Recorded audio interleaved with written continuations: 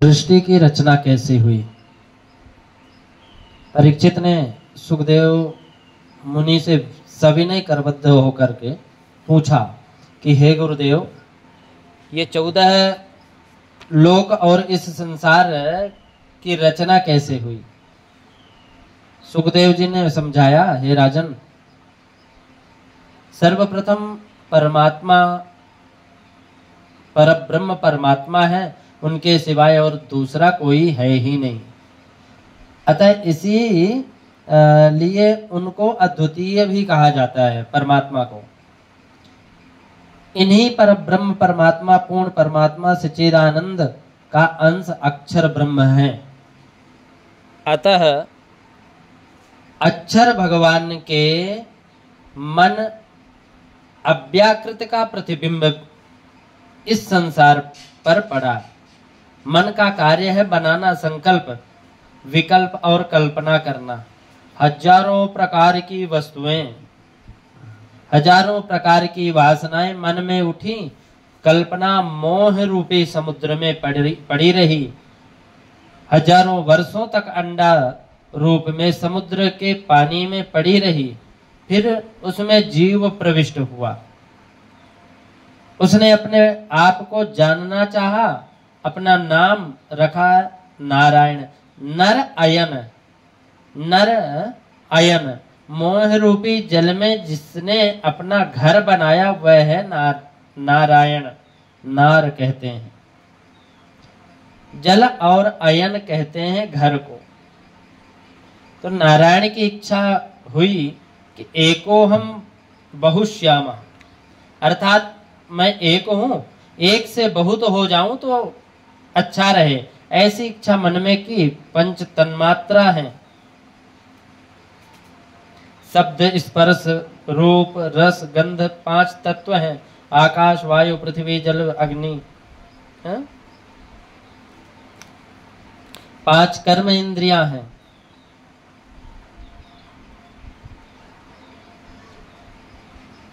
और 3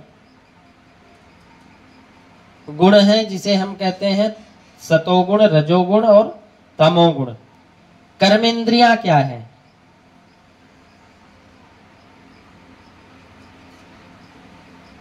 तो छोते इंद्रिय, चक्षु इंद्रिय, घ्राण इंद्रिय, रस इंद्रिय, स्पर्श इंद्रिय। 3 देवता हैं, ब्रह्मा विष्णु और महेश। इस प्रकार सृष्टि की रचना का क्रम प्रारंभ हुआ। ब्रह्मा का कार्य है रचना करना, विष्णु का कार्य है रक्षा करना, संभालना, पालन पोषण करना, और शिव का कार्य है संहार करना। सत्यम शिवम सुंदरम।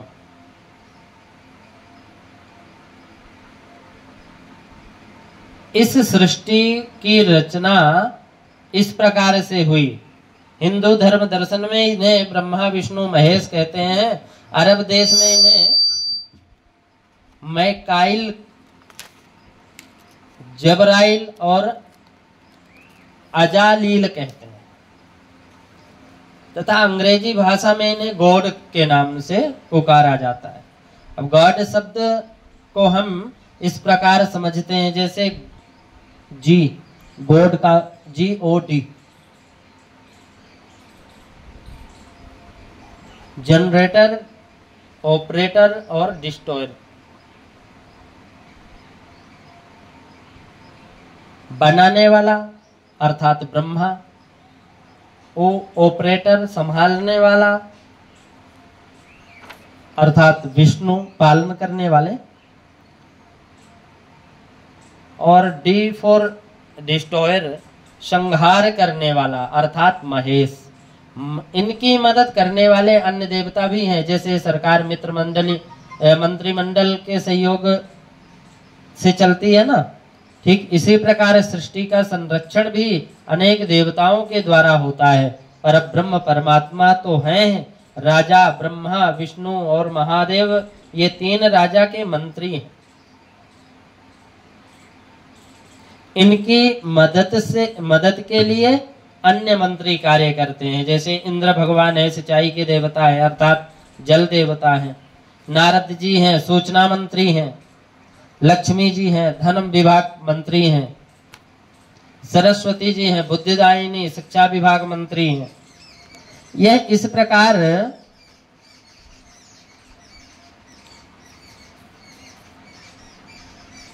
सृष्टि की संरचना में सहयोग देने वाले हैं। जो परमात्मा परब्रह्म परमात्मा के आदेशानुसार ये कार्य करता है। परब्रह्म परमात्मा पराशक्ति है। मंत्रिमंडल तो बदलता है, बदलता रहता है। हर राज्य में मंत्री अलग अलग हैं, बदलते रहते हैं, परंतु राष्ट्रपति सबका एक ही है। भूटान, नेपाल आदि देशों में राजा का राजतंत्र है। वहां संवैधानिक राजतंत्र व प्रजातंत्र है। वहां राजा नहीं बदलता, परंतु मंत्रिमंडल बदला जा सकता है। सच्चिदानंद भगवान है राजा, जो कभी बदलते नहीं। समय समय पर जब इस धरती पर पाप अत्याचार बढ़ जाते हैं तो परमात्मा की शक्ति इस भूतल पर अवतरित होती है, उसे कहते हैं अवतार।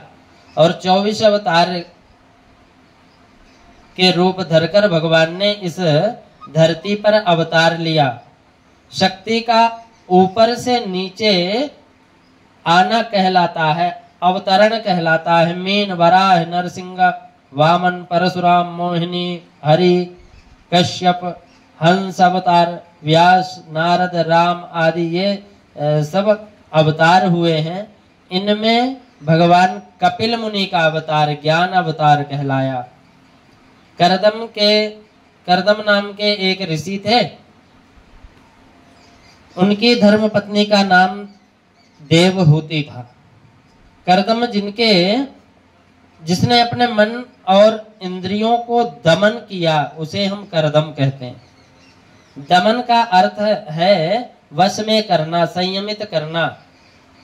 कई कहते हैं मन को मारो, इंद्रियों को मारो, ऐसा विचार कैसे ठीक हो सकता है?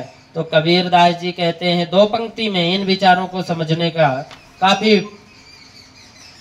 पर्याप्त है कि इंद्रिया मरी न मन मरा, मर मर गए शरीर, और आशा तृष्णा न मरी, कह गए दास कबीर।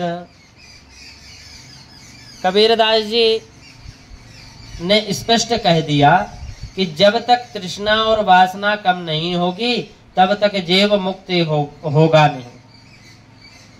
अच्छा, वासना ही कर्म बंधन का मुख्य कारण है। वासना रहित होकर निष्काम भाव से अनासक्त होकर जो भी कार्य किया जाता है वही मुक्ति को दिलाने वाला है। इसका सबसे सरल उपाय है परमात्मा के चरणों में स्वयं को समर्पण कर देना। अतः दमन का अर्थ है इंद्रियों को, अपने मन को सतत कार्य में लगाओ। मन चंचल है, इस पर अंकुश करना, सही दिशा में चलाना है। इसकी गति को नहीं रोकना है, केवल दिशा में बदलाव देना है। मन कहता है कि जो मुझे पहचाने नहीं उनको सदा सताऊं, 184 योनि में मैं जन्म जन्म भरमाऊं। अर्थात जो मुझे नहीं पहचानता उनको मैं दुख देता रहता हूं, और जो मेरी शक्ति को जान लेता है उसके लिए मुक्ति का द्वार खोल देता हूं। जो मुझको पहचान ले उनका हूं मैं दास, और अपने संग बिठाए के पहुंचाऊं प्रभु पास। जो मुझे पहचान लेता है उनका मैं सत्कार्य में, नाम जप में, भक्ति में, साथ देकर परमात्मा के पास पहुंचाने का सहयोगी बनता हूं। गीता में श्री कृष्ण ने स्पष्ट कहा है कि मैं इंद्रियों में मन हूं, अतः मन बड़ा बलवान होता है। मन की इच्छा पर इंद्रियां क्रियान्वित होती है। नेत्र और कान ये दो द्वार हैं जिनमें से भगवान हमारे अंदर प्रवेश कर पाते हैं। ये दो द्वार हैं, भगवान को प्रवेश करने का दो मार्ग है शरीर में। कथा का श्रवण करो, बार बार श्री कृष्ण कथा श्रवण करो, बार बार उनकी छवि को देखो, आंखों से निहारो। श्याम सुंदर की सलोनी सूरत आंखों के माध्यम से हमारे हृदय में अंकित हो जाएंगी। मन को निर्मल बनाने का एकमात्र साधन है परमात्मा का सुमिरन करना। यदि हर क्षण परमात्मा अपने मन में बसे रहेंगे तो आप ही नहीं, पाप कभी आ ही नहीं सकता। अगर हर क्षण परमात्मा विराजमान रहे, परमात्मा से प्रेम करना है तो संत जनों से संपर्क में रहना चाहिए। संतों के संपर्क में रहो, क्योंकि संत जन ही परमात्मा के प्रतीक होते हैं। संतों से प्रेम करो। मनुष्य दुखी क्यों होता है? वह इसलिए होता है कि वह पत्नी से, धन संपत्ति से, सांसारिक ऐश्वर्य आदि से तो प्रेम करता है, परंतु परमात्मा से प्रेम नहीं करता।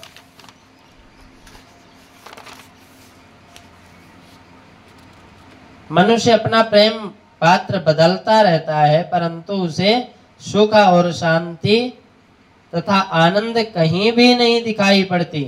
बचपन में माँ से प्रेम करता था, कुछ बड़ा होने पर मित्रों से प्रेम करता है, विवाह के बाद पत्नी से प्रेम करता। थोड़े समय के बाद जब विचारों में टकराव आता है तो कहता है कि मैं तुमसे शादी करके बड़ी भूल की।